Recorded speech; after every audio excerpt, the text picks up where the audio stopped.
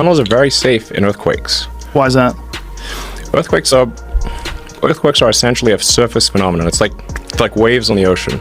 So if there's a storm, you want to be in a submarine. So being in a tunnel is like being in a submarine. Now the way the tunnel is constructed is it's constructed out of these interlocking segments, kind of like a snake. It's sort of like a snake exoskeleton with double seals.